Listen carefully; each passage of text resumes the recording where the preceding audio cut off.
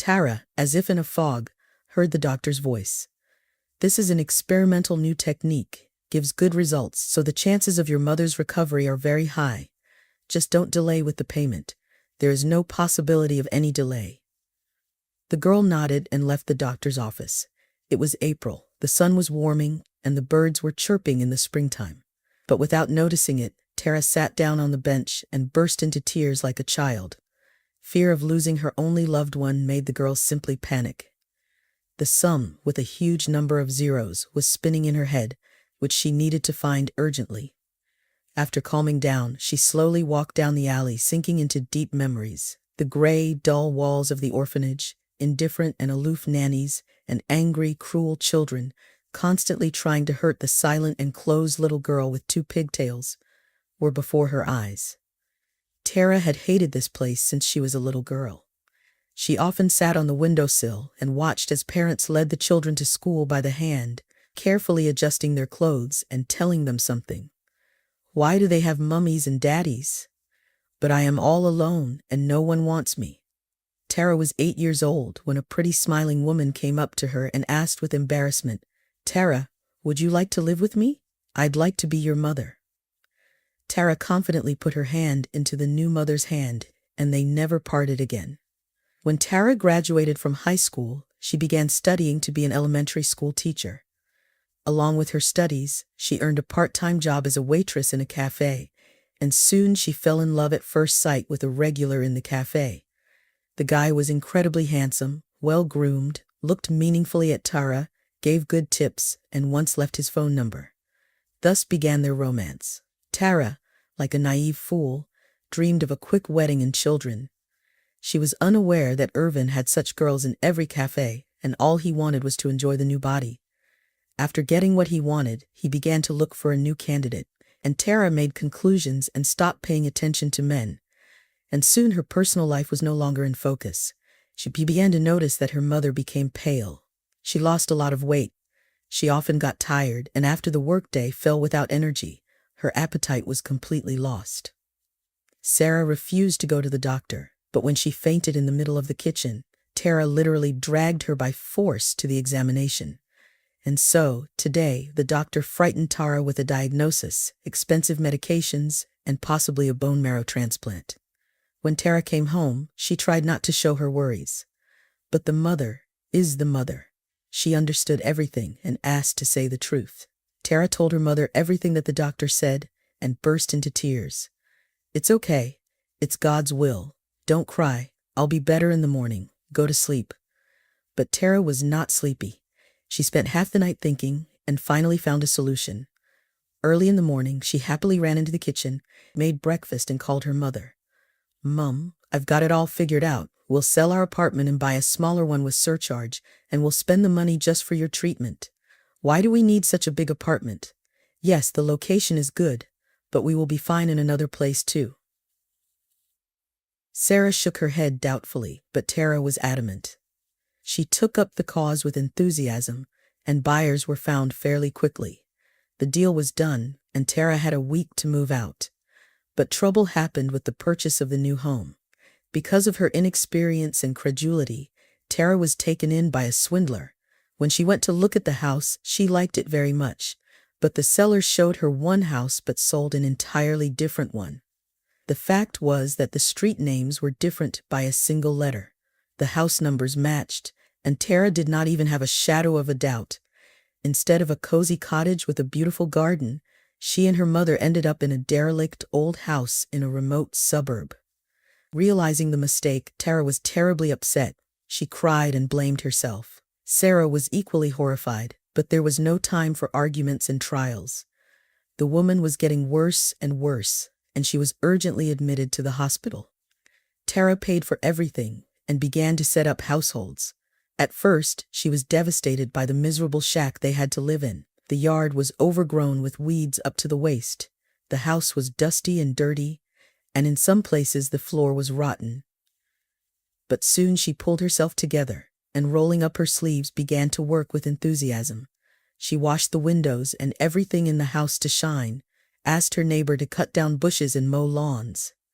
She plastered all the cracks and crevices and replaced the wallpaper. She was exhausted, and every night she went to bed without energy. But she had a goal. She wanted to get everything done by the time her mother came home from the hospital. After a course of treatment, Sarah felt much better. One evening they heard a pitying squeak. A puppy was whining under the fence, tangled in some strings. "Mum, look how cute he is," said Tara, taking him in her arms. "Can we keep him? I'll name him Archie." Sarah nodded with a smile, and so the three of them began to live together. Soon Tara became a teacher at the local school, and life was slowly getting better. Only one thing overshadowed the girl. The local bully Peyton began to molest her. The young man liked to drink, lived at the expense of a rich and influential father, did not work, and since childhood did not know any refusal. Tara couldn't stand him, but he wouldn't give her a break. "Tara, don't show off. Marry me. You'll be rolling like cheese and butter. Have you heard who my father is?" The girl had told him 100 times that she did not and would not love him. But all this made him even angrier. She tried not to cross paths with Peyton, but soon an event happened that turned her life upside down completely. One evening, Sarah was finishing watching her favorite TV series. Tara was checking her pupils' workbooks when suddenly there was a persistent knock. When she opened the door, she saw in front of her a tall, thin, unshaven man with a backpack over his shoulders. "Hello, who are you?" The guy was indignant and turned too. "I have the same question. I actually came to my house." Tara was surprised but calmly replied that she bought this house 3 years ago from Lucas Martin. Hearing this, the man went pale and put his hands on his head in despair. Sarah brought him a glass of water. "Here, drink it. Don't worry so much. Come into the house. Tell us everything in order. We were just about to have dinner." She fussed.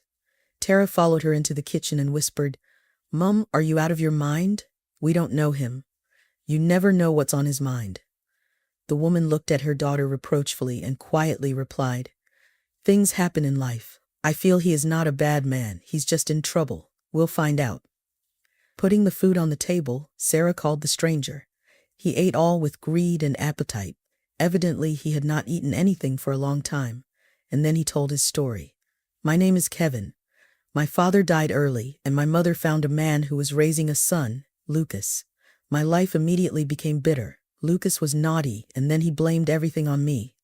I tried to talk to my mother about it, but all I heard in response was that I should be patient and try not to quarrel with Lucas. That's why I started working as a construction worker early and moved away from them. My own father left me this house. I didn't even know how Lucas could sell it to you.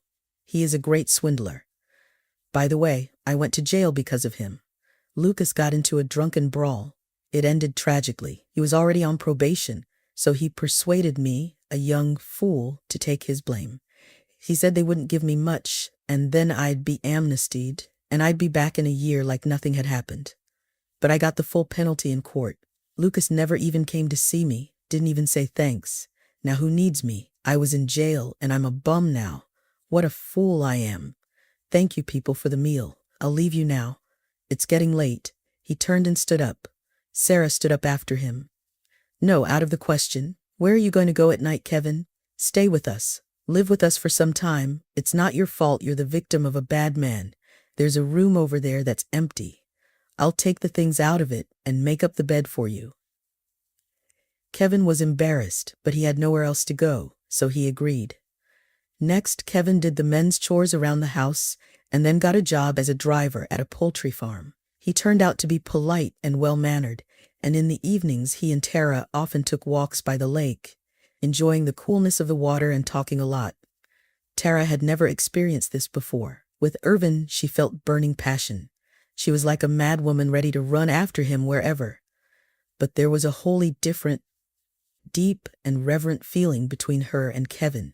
She was attracted to him. He smelled reliability and peace. Quite imperceptibly, the couple became closer. They felt so good and comfortable together, as if they had lived their lives together.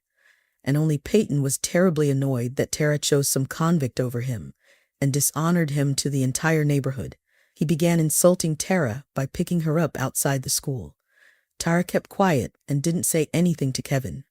She didn't want him to get into a confrontation because he had just come out of prison. But he already saw that his beloved was not herself and once he firmly told Peyton that one more word and he was not responsible for himself. Peyton laughed right in his face. Wow, the prisoner has a voice. You're nothing. I'll crush you. You'll rot in jail. No one will remember you.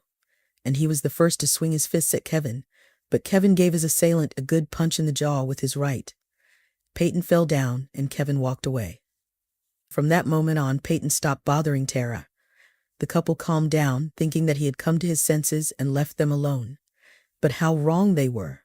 Peyton harbored a terrible grudge and hatred for both of them, and resolved at all costs to take revenge. One day, drunk as a skunk with his friends Paul and Sam, who obeyed the rich ringleader unconditionally, Peyton told them his criminal plan. As soon as it gets dark, we'll break into that convict's house and tie everybody up. Then we'll pour gasoline all over it and set it on fire. No one will even look into it. Our precinct officer is my dad's friend. Paul wasn't against it, but Sam hesitated. Peyton, aren't you overreacting? I'm okay with beating somebody up, but that's different. Peyton pounded his fist on the table. So you got cold feet. Well, I still have those documents in my safe, the ones that should have put you in jail a long time ago. It was my daddy who saved you. Or have you already forgotten? Sam became humble, and an hour later, the three, quite tipsy, broke into Tara's house, kicking in the door. Come out, Kevin. We'll deal with you. Bring your teacher so she can see who's the real boss here. The bullies cackled wildly, but they didn't consider the most important thing, that there was a big dog in the house. When Kevin and Tara ran into the hallway, there was already a fierce battle. Archie was fighting to the end, bleeding, but the forces were unequal, and he fell to the floor, unable to rise again. Sarah ran screaming to the neighbors. She cried and said all the prayers she knew to herself, hoping that a miracle would happen, and her family would not be hurt. Kevin fought and defended his bride's honor and his home from the unwanted guests, but the hooligans quickly felled him to the ground. Fortunately, several men from the neighboring houses came running in time. They were able to overpower the attackers, tied them up, and called the police. During their arrest, Peyton shouted curses, but Kevin and Tara did not hear him. They leaned over Archie. Tara was crying profusely. Sweetheart, don't die. I'm begging you. Kevin, save him, please, sobbed the inconsolable woman. The man carefully put the dog on the blanket and rushed to the local paramedic. When he saw the dog, the sleepy paramedic scratched the back of his head. It's not a human. I've never stitched wounds on a dog before. I don't know if I can. All right, bring him inside. For 2 hours, the elderly paramedic fiddled around with the dog. At last he came out, sat down tiredly on the porch and lit a cigarette. Kevin, the wounds are serious. I did everything I could. If he survives the night, he'll be fine. And if not, don't be angry. I'm not God. Kevin heartily thanked him and carefully picked up the sleeping dog and carried him home. They did not leave Archie's side all night. Tara stroked his head and whispered, Live, my dear. Don't dare to die. Thank you. You saved all our lives. You are my hero. Fortunately, the crisis was over, and in the morning, the dog opened his eyes, licked his owner, and quietly whimpered in pain. Tara and Kevin nursed him for a long time, injected antibiotics and treated wounds, fed him the most delicious food. Their love and care created a true miracle, and the dog recovered. Meanwhile, a detective came from the city and Peyton and his father's dark dealings and machinations were uncovered. As a result, they were punished. Once in the fall, Kevin tried to start the fireplace, but it did not work. He checked the chimney and discovered that the entire brick pipe was in a terrible state. As he removed the bricks, he fumbled with his hand for a square object. It took him a long time, and finally he pulled out an old box. Tara came over, and when they opened it, everyone gasped in amazement. There were old silver and gold coins. Kevin was taken aback. I remember my dad telling me about my great-grandfather, who sort of got rich in the mines, but he was very greedy and left my grandfather nothing. My grandfather dug through the whole plot searching for treasure, but did not find anything, and it turned out there was his inheritance. Oh my gosh. Well, darling, will you marry me now that I'm not quite a pauper? Tara hugged him. Silly, I love you both with and without money. You're the most valuable thing I have. After selling all the coins, the family built a nice new house and had a lavish wedding. Several years passed. Tara and Kevin lived soul to soul, and only the fact that Tara could not get pregnant overshadowed their happiness. Doctor said nothing was wrong with her health. Kevin was watching with bitterness as his wife spent hours in the store looking at baby crawlers and toys, and soon he decided on a desperate step. One day, he picked Tara up from work, and she was shocked when he drove her to the same orphanage where she had once been raised. "Kevin, why are we here? I don't have the best memories of this scary place." The husband took her hand and looked her in the eye. "We have a strong family, and we both really want a baby. So why are we fixated on this problem? Let's adopt a baby and become real parents to him. After all, it's not about who gave birth, but who raised a child and put their heart into him." Tears came to Tara's eyes, and she hugged her husband strongly in agreement. As they cautiously entered the playroom, a perky little boy of about 3 dropped the old car without wheels and ran up to them, limping slightly on one leg. "I'm Tommy," he said, and businesslike, holding out his chubby little hand to Kevin. The man didn't get confused, picked up the toddler in his arms and said, "I'm Kevin, and this is Tara. We want to be your parents. Will you live with us? We have a big house, a dog. I'll make you a sandbox and swings." Tara stroked the baby's wavy blonde head and felt a rush of tenderness inside. She understood now how Sarah had felt when she adopted her. Everyone from the principal to the nannies dissuaded them from taking this particular boy, saying he was troubled, noisy, his father was unknown, and his mother was a drunkard. Besides, he was sick all the time. There were problems with his leg. He needed to have an operation. But Tara and Kevin said without any hesitation that they would adopt him. It took another year for the surgery and rehabilitation, and finally all the problems were behind them. The boy grew up inquisitive, quick, and clever. Kevin often took him fishing, and Tara read him stories about pirates and adventures. And every time she put him to bed, she said the 3 cherished words with pleasure: "I love you." And soon Tara noticed that she was starting to feel nauseous in the morning and wanted to sleep terribly. And she also started to eat pickles all the time. Her mother couldn't take it anymore and said, "Daughter, why don't you go and see a doctor? I'm no expert, of course, but I think you're pregnant." There was no end of joy when the ultrasound showed that Tara was pregnant with twins. Kevin was over the moon. At the due date, the adorable twins were born.